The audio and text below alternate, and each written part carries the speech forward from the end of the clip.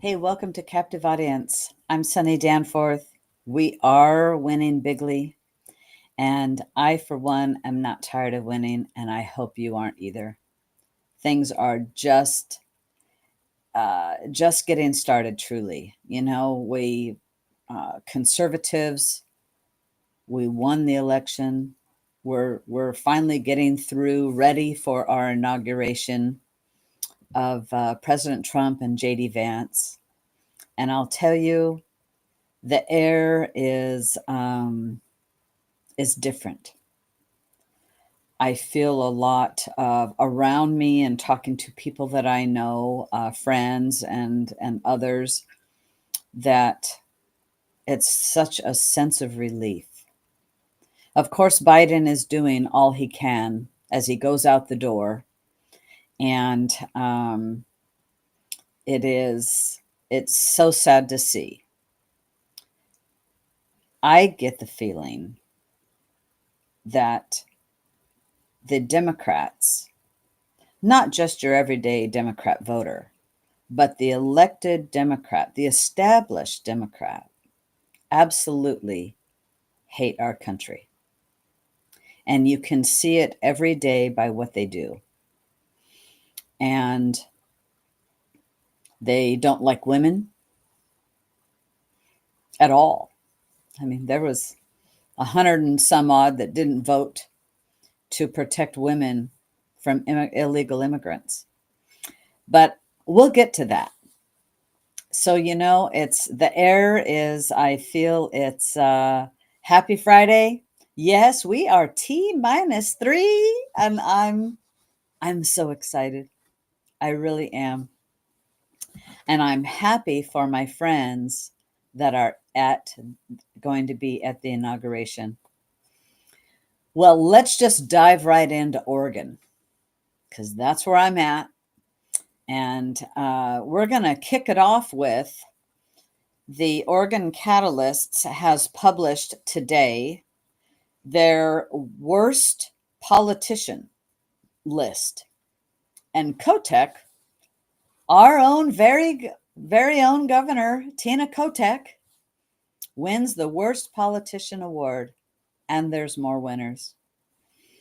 I'll tell you, the Oregon Catalyst, Taxpayer Association of Oregon, does this every year. They're spot on about what they find. And so, yeah, Governor Kotek has won the. I'm pasting a link to this because there's a lot in it. So I'm going to quickly go through some of that. So the worst Oregon political figure, Tina Kotek, and it says, in a highly controversial and ethically dubious move, Kotek created an office space for her wife in the governor's office and hired her a full-time $11,000 a month government-paid scheduler assistant. And she, Kotek's wife, was accused of using her position to lobby lawmakers. 4 top Kotek officials resigned during this scandal: the chief of staff, deputy chief of staff, legal advisor, and communications director. You can't make this stuff up. She has since apologized, but Then we have a runner-up is Portland City Commissioner Carmen Rubio. During her campaign for mayor, the media reported that she had more than 150 parking traffic violations, including 6 different driver's license suspensions for unpaid fines and failures to appear in court. And a mere 10 days after the story broke, she was cited for being involved in a hit-and-run fender bender. As Commissioner Rubio hid information from the public and other city commissioners that one of her departments had a tax surplus. I want you to keep this in mind, of $540 million, because she wanted time to build a detailed plan to spend it so others couldn't. Yes, this is Portland. And I'll tell you, Portland has, they've got their new government now in. Their commissioners, I saw a story on it today. I don't have it here in front of me. That uh, they're having a budget shortfall by millions, and yet they expanded their staff. They requested, I think it was $7 million for staffing for the Portland City Council. And, it's just crazy. Government at every level, quite frankly, has a spending problem. Well, let's see. Who else is another runner-up was the Portland State University president, Ann Cudd. When anti-Israel protesters began vandalizing the campus and threatening Jewish students, and Portland State University, Ann Cudd invited the protesters to camp out, which led to more riots that shut down the campus and stranded 21,000 students for days. I'm telling you, the Democrats hate you. Worst example of government waste here in Oregon. The winner is the 29 million migrant hotel. Oregon spent nearly $30 million on an airport hotel to house 469 illegal immigrants at a cost of $61,833 each. The program soon became too popular as one California nonprofit directed its illegal immigrants to travel to Oregon for a free hotel service. Eventually, the program closed for lack of funding. And that kind of reminds me of, oh, gee whiz, the voters of Oregon voted to legalize drugs. Who the hell came to Oregon? Everybody who wants to do drugs. The worst of the worst. You don't get the best people. Oregon doesn't attract the best people with that type of legislative action. So another runner-up was the $200,000 event for Kotek's wife. Another one was only 50 addicts received help through Measure 110 phone lines. Measure 110, which cost $260 million, removed prison time for hard drugs and replaced sentences with a simple $100 ticket and a new drug rehab phone line. Only 50 people out of 6,200 drug arrestees use the phone line. And people eventually stopped arresting people. It's so sad, Let's see. The runner-up, the Portland Art Museum, received $250,000 tax bailout while showing Psycho Beach Party and firing 175 volunteers. And the legislature just gives a rescue package to the museum. You don't reward bad behavior. You shouldn't allow people to fail up by any means. $38 million for one of the nation's least watched baseball teams, the Hillsboro Hops. Yes, government officials, you can call that our Oregon legislature, allocated more than $38 million in state and local tax dollars to upgrade the stadium. It's only 11 years old. For the Hillsboro Hops baseball team, which ranks near the bottom 20% in terms of attendance. The team averages 1,800 fans. That comes out to $21,000 tax subsidy for each fan. I'm telling you, this is awful. And then we have the $30,000 for non-citizens to buy a home. State officials hid a beer tax study because it hurt efforts to lobby for an 800% tax increase on beer. Free $1,000 checks for criminal homeless. Kotek's new pilot program, Direct Cash Transfer Plus, gives homeless young people monthly checks of $1,000. The program lists its first priority includes non-citizens and people with criminal backgrounds over citizens and those with clean records. That's from an OPP article in January of 24. 22 million illegal costs over foster care agency scandal. And Oregon spent 22.8 million in legal costs defending itself against the legal action over the state's failed foster care system. Our state fails. We have such record-raising revenue, and our state fails so much. Well,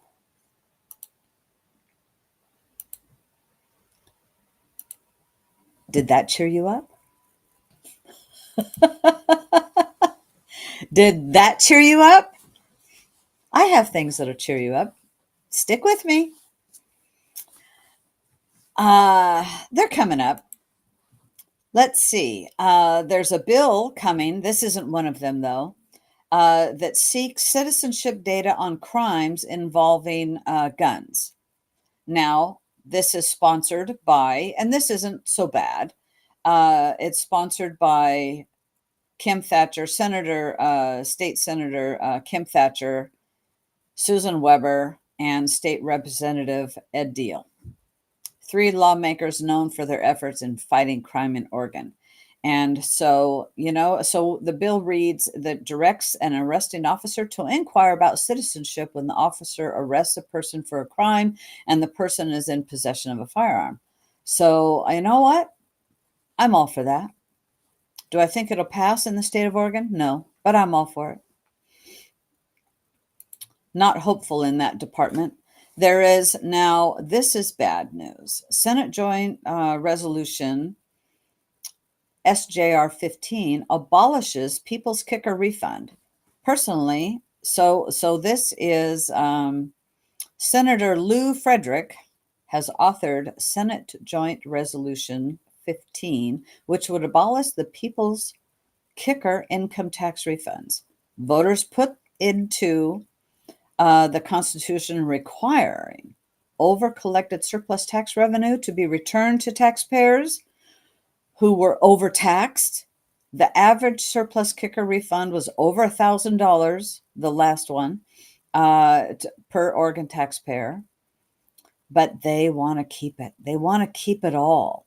So Senate Joint Resolution 15, SJR 15, is a referral to voters at the next election. And, and the thing is in this article that that's from Oregon Catalyst, even though politicians returned surplus kicker to voters last time, the state government still had enough money after the returned surplus tax revenue to grow the state budget at over 20%. It doesn't need to. It's not enough for politicians to grow the state budget faster than population and inflation growth. The politicians feel compelled to grow the budget at 25, 30, or 40% by stealing the People's Kicker refund. So just know that that's going to be on the next ballot. So start talking to people. This is not just vote no, vote hell no. Let's keep the kicker. Awful, awful, awful. But, this is part of what we do here at Captive Audience, is to bring awareness to you of things that you might not know about. Oregon is going to join 13 states defending the new, it's Dreamers Access to Affordable Care Act that was passed by Biden in November of 2024. So that was just a couple of months ago, allowing DACA recipients to enroll in healthcare plans through the Affordable Care Act for the first time. Sorry, I'm not for it. I have nothing against immigration. When you're here illegally, and I know the Dreamers, many are, that's a tough subject. But I guarantee you this will be strife with fraud. So Oregon is spending our tax money fighting along with 14 states, all told, okay? 13 other states. So total 14. Spending our tax money on helping illegals. Let the federal government work it out and follow whatever the laws are. That's what I say. That's what I say. Because they want an expansion. This has been an expansion rule, and I'm just not for it. Not down for it. So Oregon legalized marijuana. What could go wrong, right? Well, this story is just it's almost comical, like Keystone Cops, and it is from Oregon Live. There's these fellas who drove to Oregon from Texas, and they are DEA and police imposters with disguises and everything. And they tried to rip off a major illegal marijuana grow in Southern Oregon. They wanted to rip them all off and go take all the weed back to Texas where it's illegal and sell it. So here you are. You've got, it's legal to grow pot here, and because there's a lot of illegal grows. Oh, it's all supposed to be licensed by the OLCC, right? And but it isn't. We've got cartels having illegal grows. Well, this was really bad. These people kidnapped people, and this was really bad. They held a woman who was 7 months pregnant and four other adults, along with children, inside the home. Zip tied them, duct taped them, and really bad. But they took pictures of themselves all dressed up in their disguises.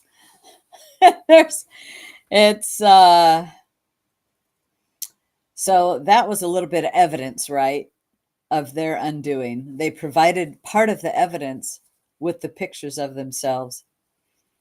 So this story was updated today, and my goodness. But that's what happens.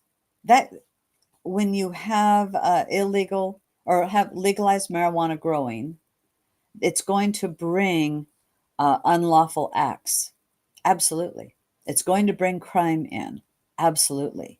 And for anybody who doesn't think that it will, you just, I think, are either in denial or you just don't, Maybe you need your head examined. I don't know. Let's see. Intel, Biden awarded Intel $7 billion in the CHIPS Act in grants. And yet Intel in 2024 cut a total of 3,000 Oregon jobs. 3,000 Oregon jobs. So it doesn't matter how much money the government gives away. It doesn't guarantee that you will have the jobs in your state by any means. And that's too bad. That's just really too bad.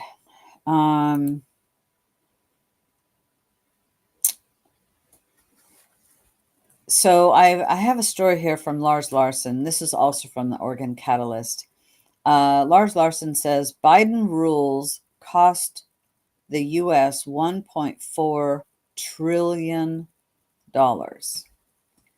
And, Biden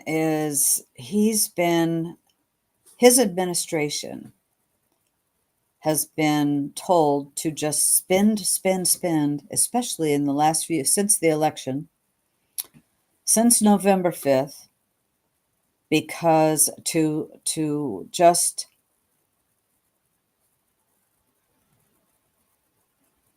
break America. That's what I come up with, to break America. But Biden's crazy federal regulations cost the economy $1.4 trillion. The massive unnecessary government spending, pushing federal borrowing to almost $2 trillion a year. And it's awful. But Trump, he said, the last line of this article, I'm from Lars Larson, I'm confident Trump can get the job done while Joe counts his ill-gotten millions on the Delaware beach.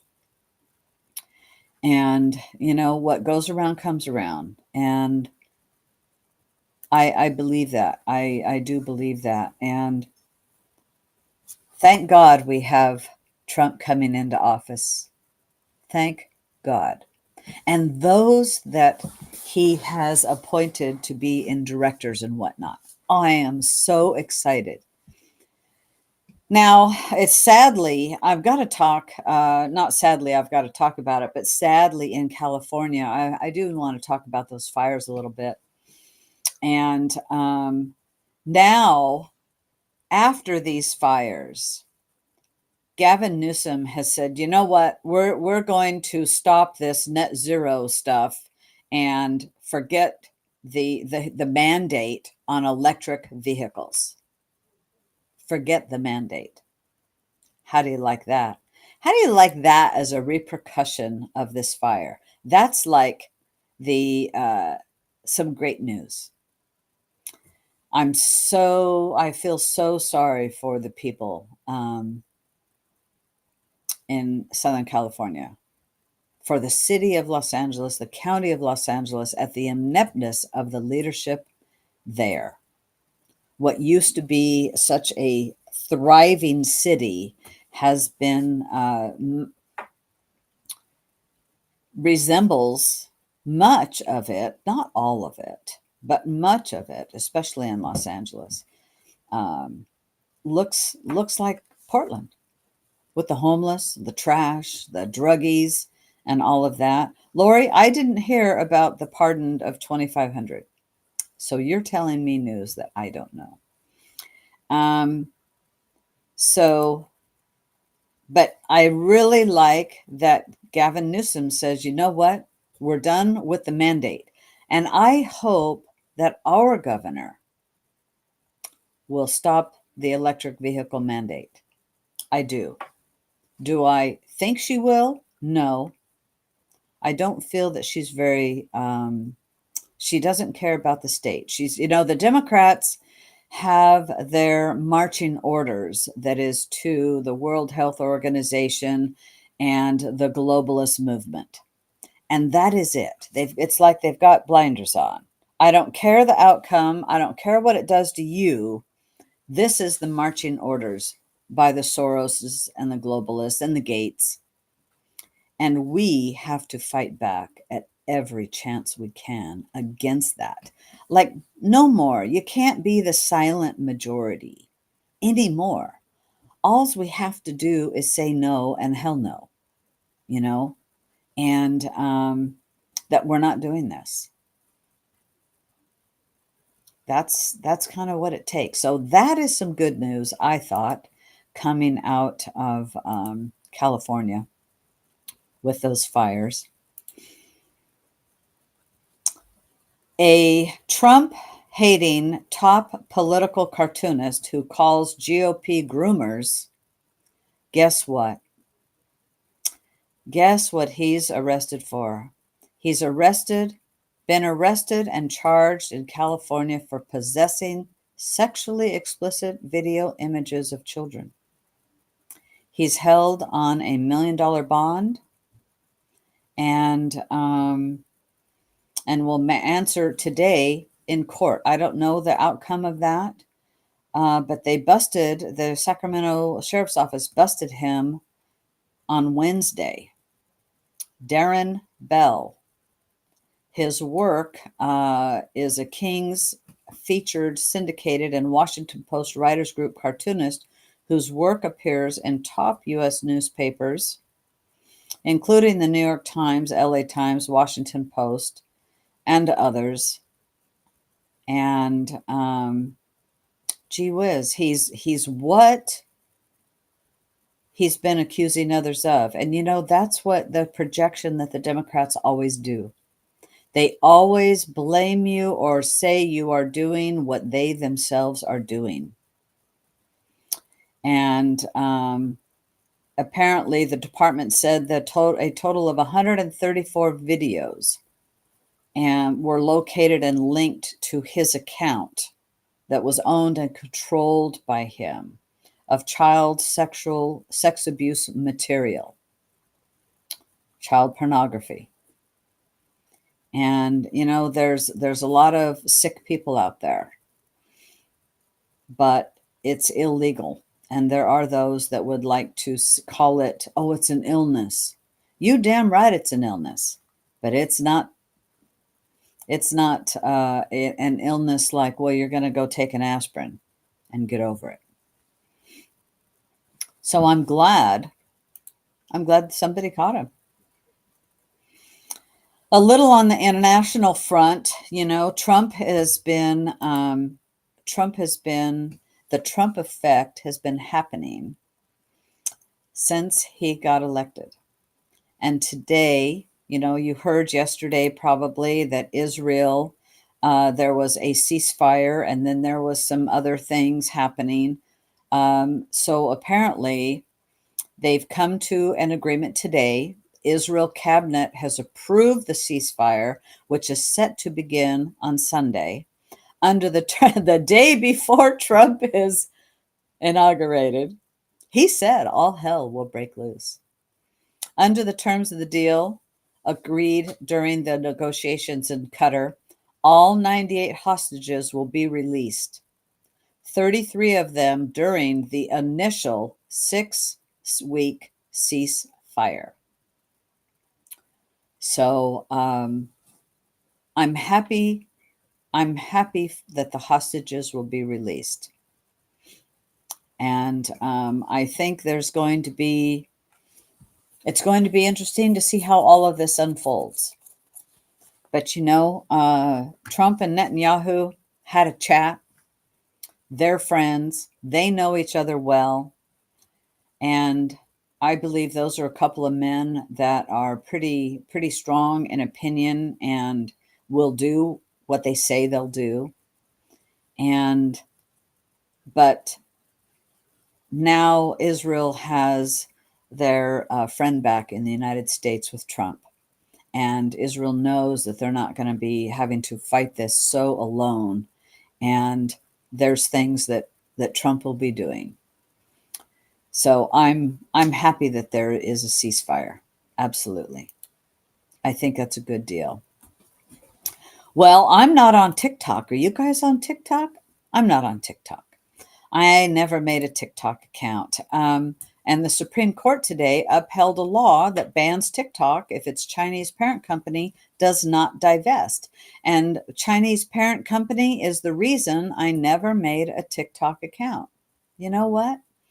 All of our data is getting sold. In fact, I saw a headline today. I didn't open the story, but the headline was General Motors is selling your driving habits. If you drive a General Motors, I don't have it. Well, I do have a pickup truck, but I drive a Chevy. Same company, but I drive a Chevy.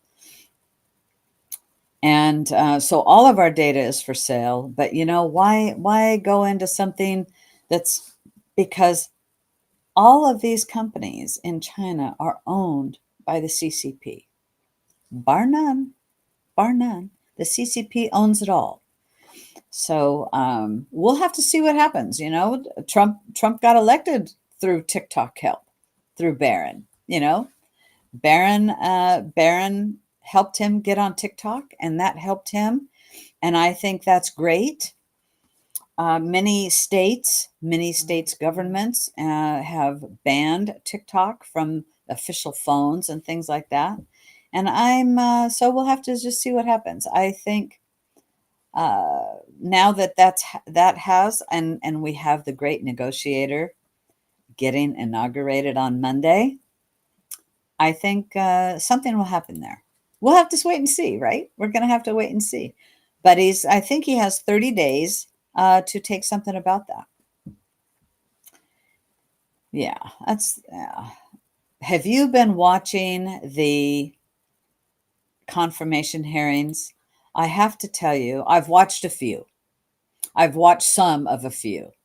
And Scott Bessent, his for Treasury Secretary, I'm telling you what, he was schooling some of those senators. I liked it. Not that he was schooling them, but it was all common sense. And it was all, he said, you know what? We've got a spending problem. We don't have an income problem. We got a spending problem. And that is the truth. Quoting, he said, as Trump has said, we will unleash the American economy by implementing pro-growth, regulatory policies, reducing taxes, and unleashing American energy production, end quote. And I'll tell you, Trump is a merit-based guy. He doesn't care what you look like. He wants to see results. And if you are a person that has a specialty, then he's going to put you in the right job. That's your specialty. And I think he has he's I'm going to say taken the bull by the horns more this term, because he knows.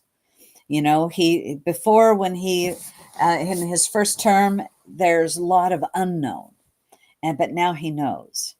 And so he has picked some fabulous people to be in the heads, like the head of Treasury. So I hope you've watched some,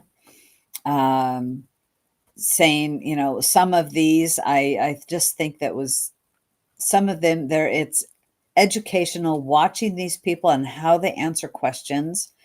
It's so disappointing to see the Democrats and some of their questions. It's just like, oh, they're so pathetic. It's just so pathetic. And I've noticed, because I've watched these before, are all Republicans perfect? No, but the Republicans don't seem to do that. And I watched just a few minutes of Kristi Noem's confirmation hearing today for the Homeland Security Secretary. And, you know, she was very no nonsense, that we're going to immediately deport criminal, illegal immigrants. Frankly, that's what we want. We want our border secure. And I think she's a very, very good fit there, you know. So it sounds like her confirmation could come as soon as Monday. We'll have to see. You know, it's been interesting. They've been having multiple hearings a day, and the senators are going from one room to another room, and they've actually been getting a lot done instead of just one hearing. And I'm very glad about that. But they need to, whether we or the Democrats like or don't like who Trump picks, they've got to put them through. You know, the Republicans did. We put men in dresses, cross-dressers, quite frankly, in office. And the Democrats just need to suck it up and vote through who Trump says he wants in office. That's what I think. You know, and yes, Marjorie, it's fabulous people that are true Americans that love the country. You know, these people are here because they love the country. They didn't need to leave their jobs or whatever, their lifestyle, some of these, you know, and like Scott Bessent, he didn't need to do this. And so, well, Bobby, I see your question. Why would a nominee want to have a private chat before confirmation hearings? Well, I think part of it is because you're going to see one, you know what? Face-to-face conversation is always good. It truly is. And to go see if you've got support or you don't have support. You know, I think this was where Matt Gaetz went, wow, I'm not going to have support here. So I'm just going to bow down and let Trump pick somebody else. And I think that's part of the reason. Not necessarily, and I've heard the Democrats go, well, our office tried to get a hold of you and you wouldn't answer us, or sorry, we couldn't get together. And I think that's what it is. And frankly, even Trump says, one of the things he liked about JD Vance, he's willing to go in the rat's nest, the hornet's nest, and just go there. Just go there. It's time. You don't have anything to lose. And let people get to know you, because I think some people, instead of taking somebody else's word for it, then the senators are meeting the person, get to ask them some questions directly, and there you go. So that's what I think. That's what I think. The let's see. Well, the Laken-Riley Act is the first act of the new Congress that passed, and it now advances to the final vote in the Senate and for President Trump to sign it. And let's see. The Senate today actually advanced the bill that requires Homeland Security to detain illegal immigrants arrested. And so let's see, it passed the House with bipartisan support on January 7th, and has now crossed another important hurdle, with the Senate voting 61 to 35 to proceed for a final floor vote.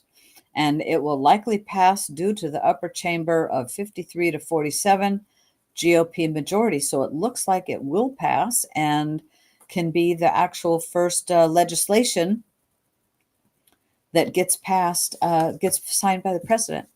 And I'm glad for that. I really am glad for that. We're winning bigly. We're winning bigly. Not necessarily here in Oregon. We can, but not right now. And then another good news story is Trump was right all along. A court finds that CNN is fake news and has fined them. The settlement involved the network forking over $15 million to Trump. I love it. I love it. That was the Stephanopoulos case with ABC, actually. But today, it was CNN's turn. And Fox News reported that a jury found that CNN committed defamation against U.S. Navy veteran Zachary Young and is responsible for punitive damages on Friday after more than 8 hours of deliberation. The jury awarded Young is $4 million in lost earnings and $1 million in personal damages, such as pain and suffering, and said that punitive damages are warranted against CNN. Hooray! We're winning. We're winning. I like that the fake news, the court finds CNN's fake news, and boy, it is. It is. Let's see. Another way we're winning. The FBI shut down their DEI office. Yeah, yesterday. Shut it down yesterday, the DEI office, before the Trump's inauguration, because you know what? DEI is dead. And I was actually having a talk with my husband and another friend today about DEI. And we were talking about, my husband was in California. He was a fireman there, captain when he retired. And he said, we had DEI way back when, and he started talking. And I said, actually, that was affirmative action. And we still have affirmative action, even though it's racist. It's racist, sexist. It is not equal. There should be merit-based hiring, period. Raise the bar back up to where it used to be. It's been down here. In Oregon, it still is. But let's raise the bar up, and everybody who can get over the bar or match the bar gets a job or joins the military. You just have one bar height instead of two, one for men and one for women, or the ABCs, the alphabet people. Just make it one and let's go. Get it on. If you can pass it, let's go. I like that. So we were talking about that today, and you can see the result of DEI in the LA fires. This is when the fire chief comes in, or the head of the fire department says, we are going to concentrate our highest priority, instead of it being public safety and fire suppression and all of the myriad of things that they should be working on. Her highest priority was diversity in the fire department. It's unbelievable. It's unbelievable. So, so I was really happy that, hey, DEI is dead. I'm liking that.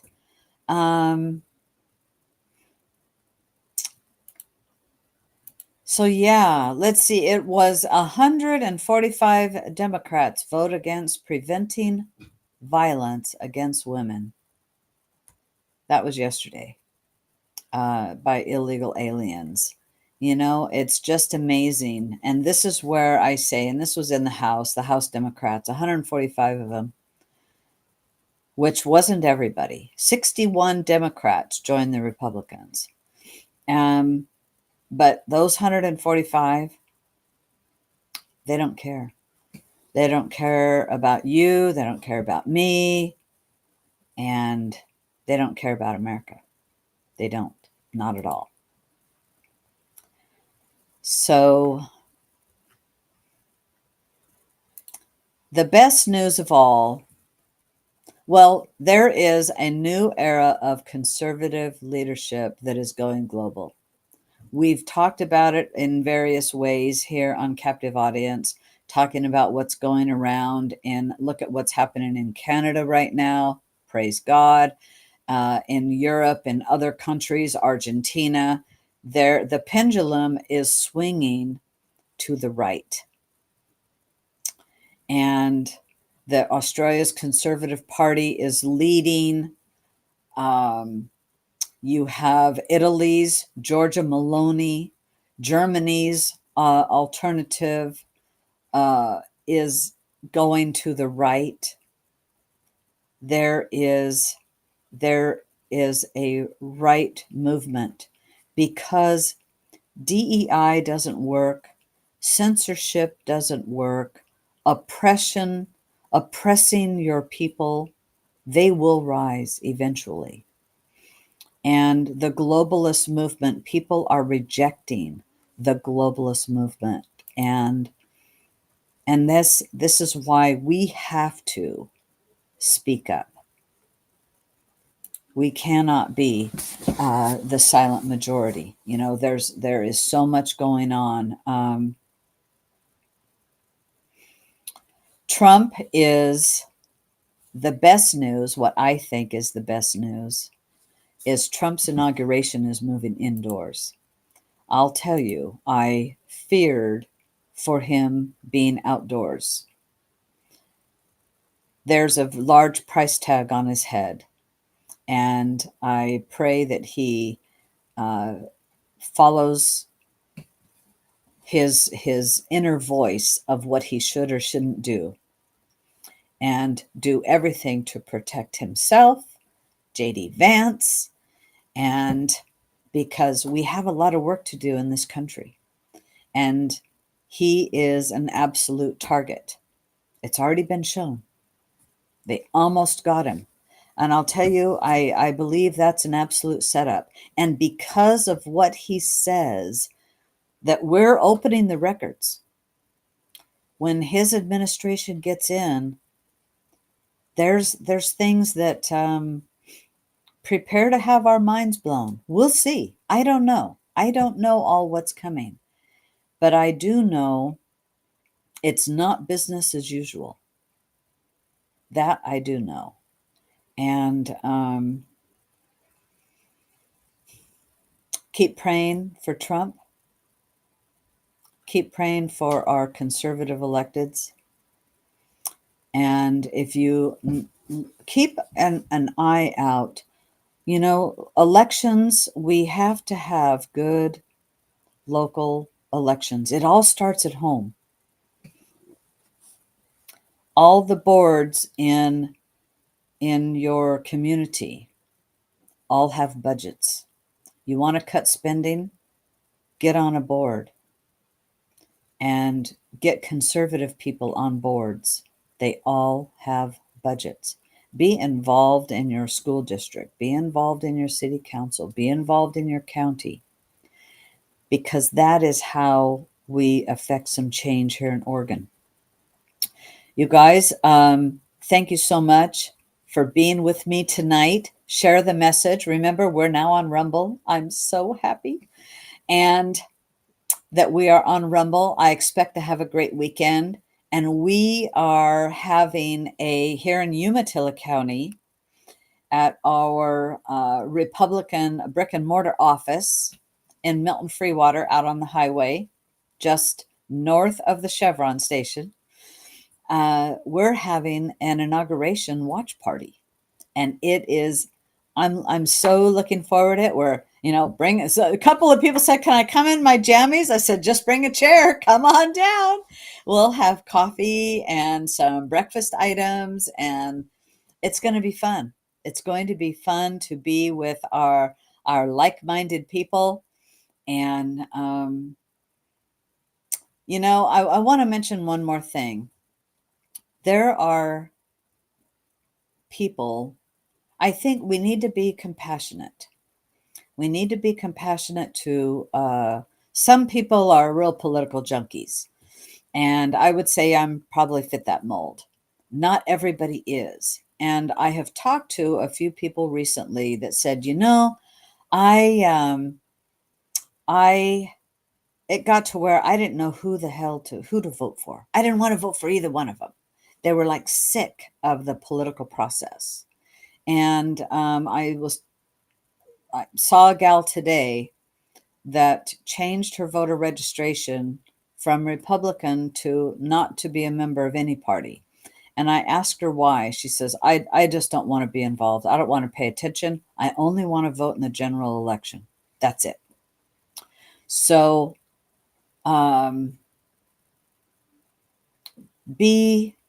keep that in mind. People have a lot of exhaustion. I know I do, right? And of the whole political process. But we have our president is coming in that is going to help turn this country around. And we still have to pay attention. We must pay attention. It's our duty to our nation, to our communities, to pay attention. And I didn't want to press this woman too much. I only explained to her, you realize you're not going to be able to vote in the primary, when I saw her voter registration. And she said yes. And that's when she told me that. And so, I get it. She's tired, probably going, I'm just done. I voted R, but now that. And so, and it's okay. Maybe she needs to take a break. There's been a lot going on. And so let's not forget that. Okay. And so give people some grace. It's okay for us to celebrate. It's okay for us to be happy, but we kind of have to give some people some grace, I think, a bit. We have to be kind to our fellow man or woman and our fellow human being. So everybody have a super great weekend. And if you're flying off to DC, have a good time. You're going to freeze your ass. It's cold. They are getting the polar vortex. I'm glad we're not. We don't have any snow on the ground. It's getting chilly. Yes. Well, hey, it's winter. That's what happens in winter. So, hey, have a good night. Thank you so much. Watch and share the message with your family, friends, and neighbors, and we will be back on Monday night. Dawn and I will be here for a inauguration program. We'll see you then. Hug your family, keep them tight,